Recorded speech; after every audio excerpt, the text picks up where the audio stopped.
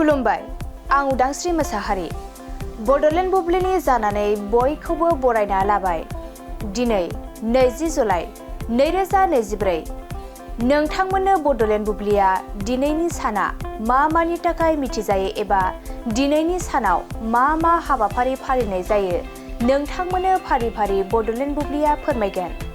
दिनैनि सानखौ मुन डे महरै फालिनाय जायो।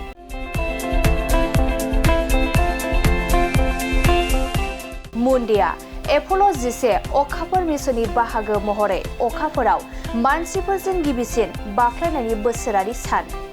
मोनसे अखाफोरनि साना बुहुमनि अखाफोरखौ गावनि अक्षआव मोनसे सिन'डिक गिदिंनायखौ फोजोबनो लानायनि सम आरो बे साना अरायथा अखाफोर नागिरनाय एबा बाहायनायनि सायाव रायजो राजानि सांग्रांथि बांहोयो।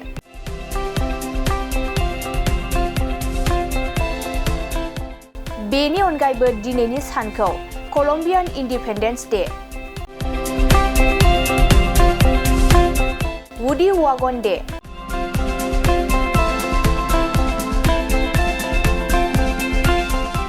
आरो आसाना बुसा डे महरै फालिनाय जायो।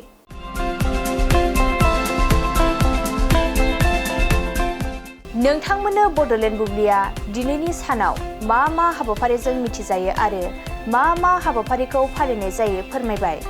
गोजोन्थों।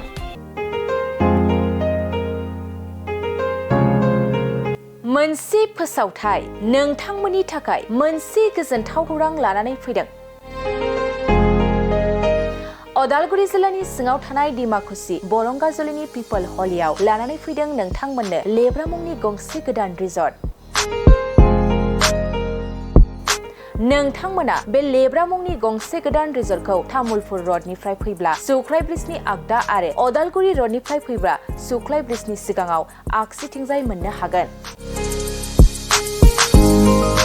लेब्रा मुंनि गंसे गोदान रिजर्टआ नोंथांमोननो गोसोबायदि सुबिदा खालामनानै होनाय जादों। नोंथांमोना बे लेब्रा रिजर्टआव बर'नि गासै जाग्रा जामुंखौनो मोननो हानायजों लोगोसे बेवहाय नोंथांनि सुबिदा बायदि अर्डार खालामनानै जानो हागोन। जुदि नोंथांमोना तामुलपुरनिफ्राय अदालगुरिसिम थांनाय समाव ओंखामजों लोगोसे बायदिसिना जालांनो गोसो दंब्ला नैबे 8638879656 जानबुं नम्बराव कल खालामनानै सिगांग्रो अर्डार खालामहरनो हागोन।